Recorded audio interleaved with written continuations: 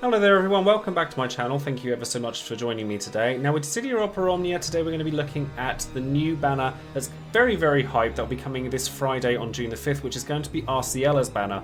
And Arciela is a character that a lot of people have been looking forward to for a very long time, and she'll also be turning up with Prishe's EX realization, and Rinoa is going to jump along for the ride. So if you want to have a look at the various different things that you can come to expect from the event itself, and this chaos is actually quite challenging, so you may want a few tips on how to go into that particular event, as well as taking a closer look at Arciela herself, Prishe's realization, and ultimately whether I believe that this banner is one worth pulling for or not, then stay tuned and keep on watching.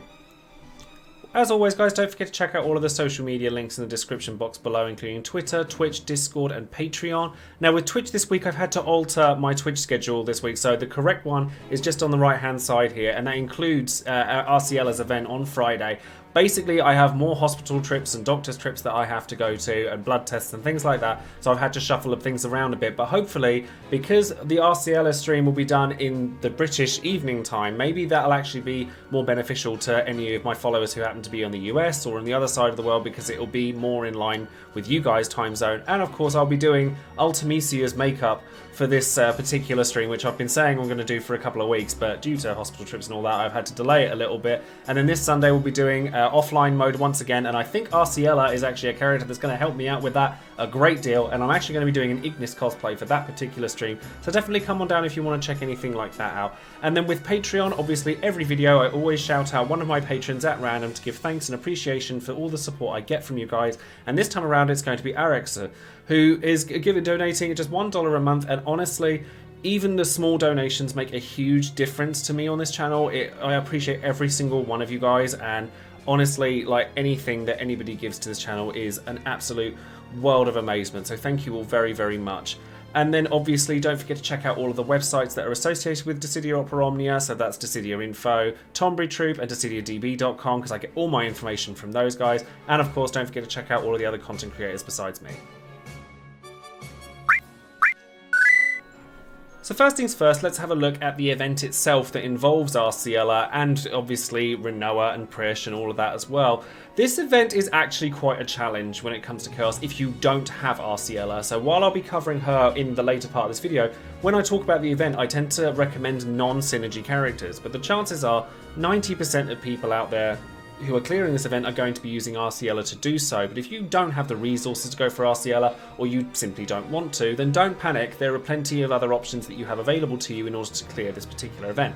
The main things you're going to have to worry about, the first wave is 2 Skull Wizards. Now we all know that Skull Wizards are an absolute pain in the arse because of the amount of HP damage they like to just throw out of nowhere by using things like Candle in the Wind, and they do debuffs and things like that, and so you have to be very careful with these, and they do actually have a surprisingly large amount of health for like a precursor wave into the boss fight, so just be very cautious of what you can expect from them in terms of HP damage. You're definitely going to want healing in your party for this 100%, or at least some way of mitigating HP damage as much as you can. However, I would recommend against any characters that use stacks to build up their kind of support capability, so characters like Snow or Ramza, and we'll get to why when we actually get to the main boss of this particular fight. And speaking of that boss, basically the Erode Mantises and what they do, which are like an evolution of the Abaddon monsters that we've seen before, their main thing is they do one really nasty attack, which is a AoE group Brave HP attack that can't miss, so be very cautious if you plan on bringing Jack along as your damage dealer,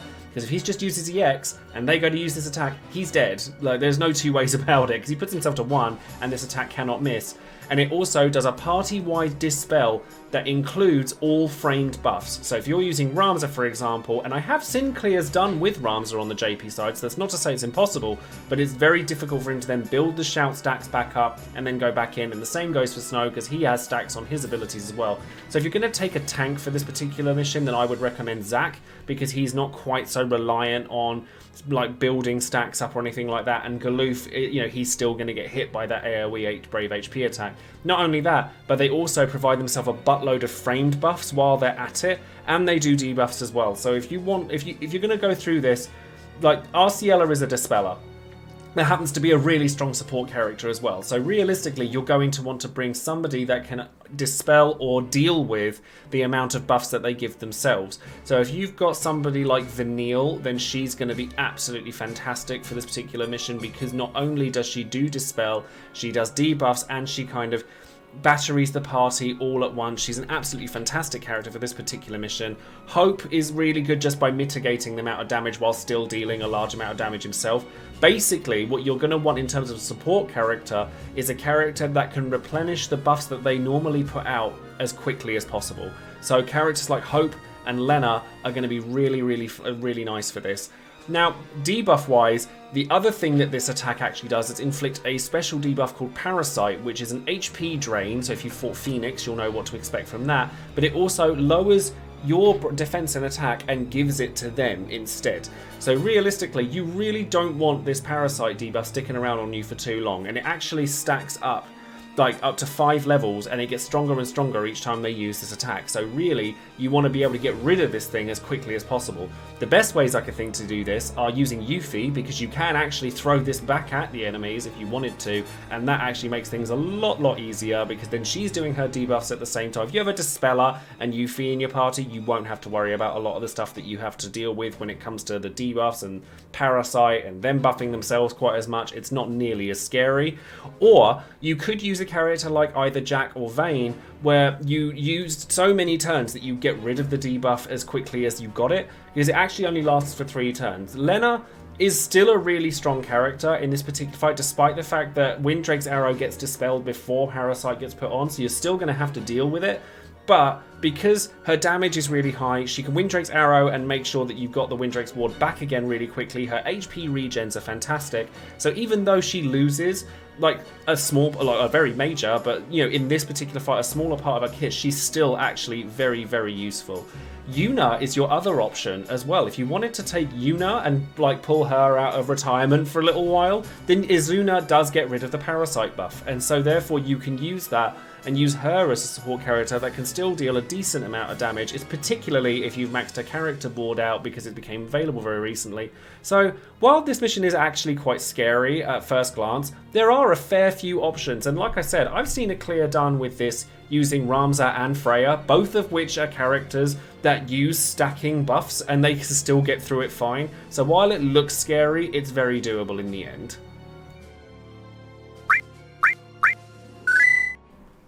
Okay, so first things first, when we start covering the banner itself, we're going to look at Prishe. Obviously, with Rinoa only having a 15 and 35 and nothing new here, we're going to gloss over her. But with Prishe, as you can see here, her rework is a lot of words. Like, there's a lot going on with this. But to break it down to you, basically all it means is that you get more damage out of all of her attacks, and they ignore defense, which is a nice thing.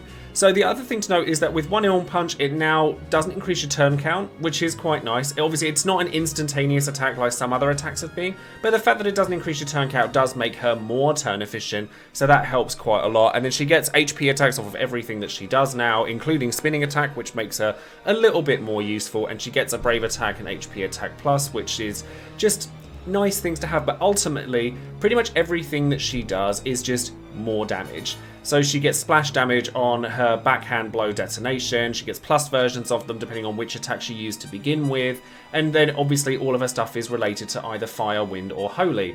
Now, her EX, all it really was before was just a hard hitting attack that ignores defense, which at the time overflowed up to 200% max bravery, which is pretty solid. But for 4 hits, it's not that great. With ingots, she gets some nice stuff out of it. Like, the brave hit count goes higher. She gets, like, at 3 ingots out of 3, she ends up getting it twice. So it's like a 12 hit brave HP attack, which is quite strong. And you don't consume an ability use on the next turn. So her longevity is much better. At 2 ingots, she starts with pretty much all of her buffs. And she gets brave attack and HP attack plus from the start. And she gets her EX gauge maxed out, which mitigates the fact that it's a slow recast rate, which is not ideal, and she does get the fact that because you start with the EX gauge max and you start with the EX going off at the beginning, you're then not worried quite so much about having to recharge it because it won't take quite so long. She also inflicts fire, wind and holy resist down on all enemies for 4 turns, which makes her deal more damage. She doesn't enchant the party though, she's literally only focusing on herself. But if you happen to have another character alongside Prishe that capitalizes on fire, wind, or holy resist down that doesn't necessarily provide it for themselves, then it's a nice way to use Prishe.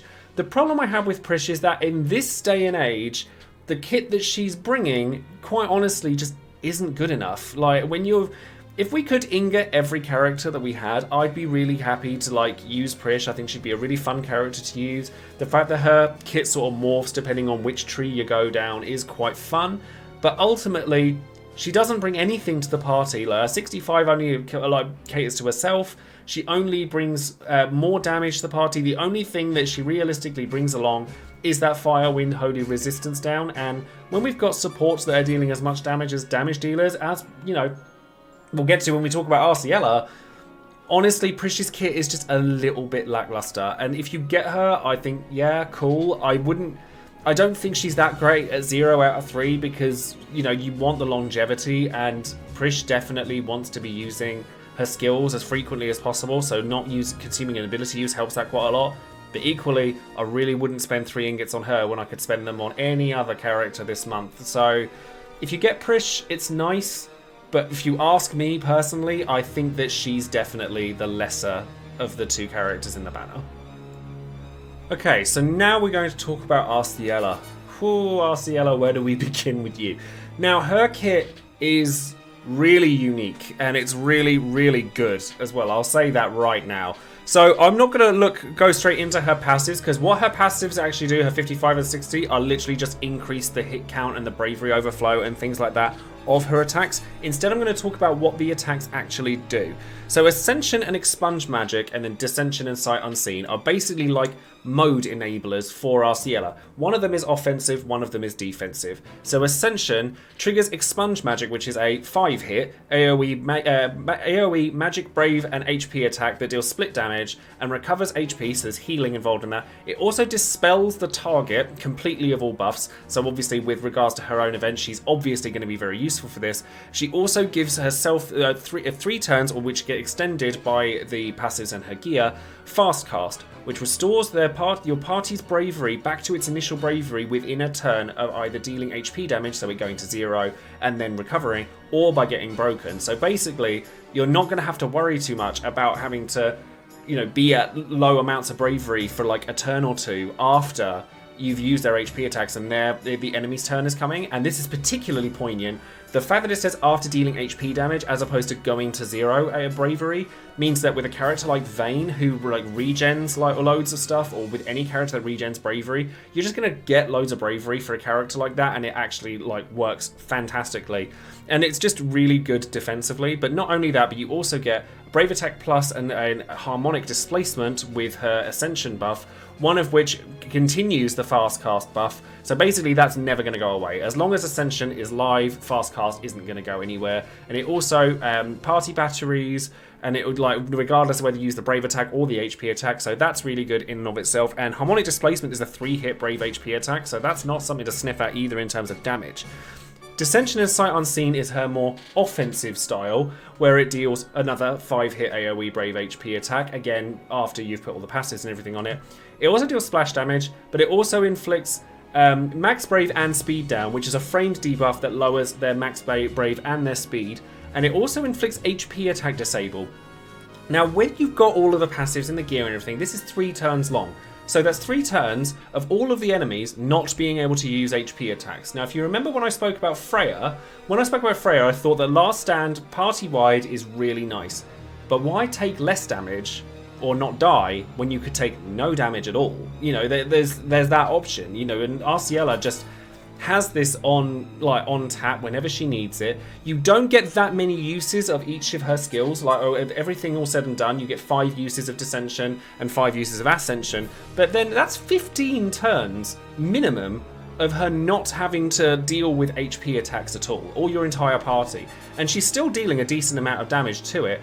And then she gets Brave Attack plus Dissension, which is just further enhancing the max Brave and Speed down, and it does more damage to debuff targets. And then Darkest Hour is a strong 5-hit Brave HP attack that deals more damage, that splashes.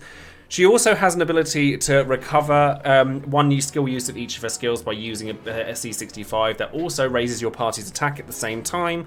And then when you've got her gear, her 15 and 35, as you can see, it actually makes the stat distribution, whether it's the stat buffs from Ascension or the stat debuffs from Descension, really quite poignant. Now, I'm not even going to talk about her EX here just yet, because honestly, Arciela is fantastic without an EX. I don't know what it is about FF11 characters like Aphmau and Arciela, but they do so well with just their basic kits. And I'm not saying that you don't want Arciela's EX, but if you don't get it, don't panic. She's still usable. Like, she's still very strong with just her 15 and 35 because her base kit is just that powerful. That being said, her EX is still pretty nice. Now, if longevity is something that you're worrying about when it comes to Arciela, despite the fact that her buffs last for ages and her debuffs last for ages and her HP attacks in either mode are still really good, then just have a look at her EX. The first thing that I want to point out is that slightly fast recast rate on her EX. That is huge for her longevity and for her kit in general. It's a healing attack. It is a AoE Brave HP attack that has split damage, but we can't have everything.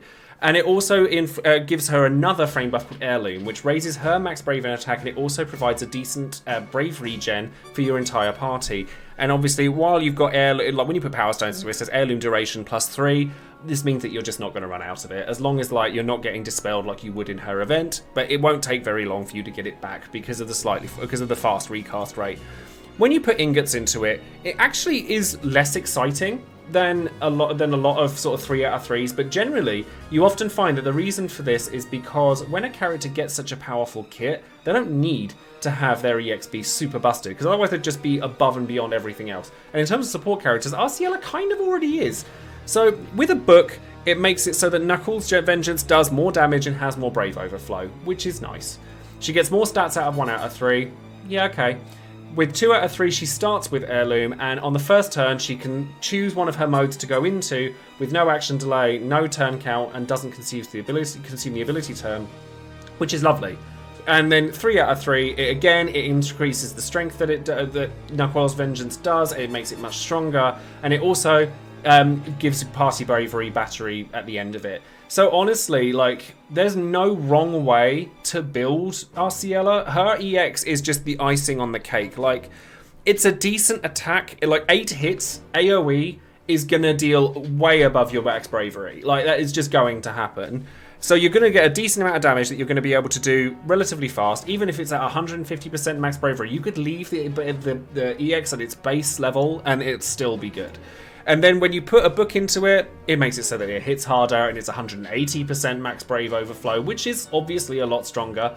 If you wanted to go all the way and go 3 out of 3, it means that she gets another skill use from the beginning of the fight, so you get to charge everything up that much quicker. You don't have to worry about it. You can literally just go Ascension or Dissension straight off the bat and then start using Darkest Hour straight off the first turn. You're going to get a lot out of Arciela. She does crazy amounts of support capabilities. She's a solid debuffer, she's a solid buffer, she heals, she does brave batterying. Her debuff, like, I mean, she has HP attack silence that lasts. Like, you don't get characters that have that very often. Like, honestly, there are some chaos missions that she literally just goes, yeah, and what? And you finish it. She's that strong. She honestly is not a character that needs to be missed. I mean, as I said with the event, if you don't want Arciela or you don't have the resources to pull for her, does that mean that you're not going to be able to clear content without her? No. Would you be remiss to not at least acknowledge the fact that she's very strong and at least consider trying to get her? I think so. I think she's an exceptional character and she just carries entire teams by herself. In terms of artifacts, when it comes to Prishe, she's a damage dealer, and as simple a damage dealer as they come, despite the fact that her kit doesn't look like it. So realistically, you're going to want Attack 108 and Max Brave 330. Ability attack bonus is also fairly solid as well, because it gives her 10% extra damage, like as long as she keeps doing attacks every turn. And then it's useful, but Attack 108 and Max Brave 330 is realistically what you want. With Arciela, Initial Bravery and Max Bravery is probably your best bet because a lot of her stuff scales off of Initial Bravery, and then Sword Maiden Boost is also a really solid pick because it raises both Initial Bravery and Max Bravery with active buffs, which she's always going to have. Although Attack 108 isn't terrible on her either. Like, she does do decent damage, like, you know, in a similar vein to Hope, things like that. If you want a damage dealing support unit, Arciela could use the attack if you wanted to settle for that, but as long as you get somewhere between Attack 108, Initial Bravery, Max Bravery, and Sword Maiden boost, I'd probably go for 3 lots of Sword Maiden boost before I went for anything else, because the C50 is usually the most important thing you'd want on a character anyway, then you're going to be pretty set. She's going to do you well regardless. So now we come to the question on whether you should pull for this banner or not. Now, this is the first of a few banners this month where you have one character that's incredibly strong and one character that's a little bit lackluster. So, honestly, despite the fact that Prishe isn't all that great, I still think this banner is well worth your time. Like, well worth your resources. You could gem this, you could ticket this. If you're really worried about Burst and LD era, then maybe don't throw gems at it. But I think that you probably could, or even should, because Arciela is a character that lasts for numerous months, even into the Burst and LD era, like until Lufenia turns up, which is going to be months after that happens. Then Arciela is still going to work really well. Like, Arciela literally renders certain Chaos stages, in quite a lot of them, completely redundant, because you just can't take damage. And she's churning out damage the whole time. She's a very, very powerful character. Prishe is a little bit lackluster. She's not as bad as like Yang, for example, but she's certainly not a character I would go out on my way to give 3 ingots to, or even pull for over Arciela, God forbid, because she's okay. She's okay. She's just a damage dealer. The only thing she brings to the party is a bit of peril and then damage. Everything else is just damage. So honestly, Prishe is a little bit underwhelming, which makes me sad because I really loved using Prishe in the early stages of this game. But Arciela is so good that I will be pulling on this banner. I'm going to go in with tickets because I would rather save gems if I can, but that's only because I have a large number of tickets and I've specifically put a lot aside for this banner. So I'm trying to go as long as I can without having to use gems. But if I have to use gems, I probably will. So that's going to be it for today's video. I hope you've enjoyed it, and you'll notice that my background has changed ever so slightly over the course of the video, and I thought you might enjoy something a little bit different. Let me know in the comments below whether you plan to pull for Arciela, whether you plan to pull for Prishe, if you want to use Prishe, if you're going to purple her, and where you're going to use her.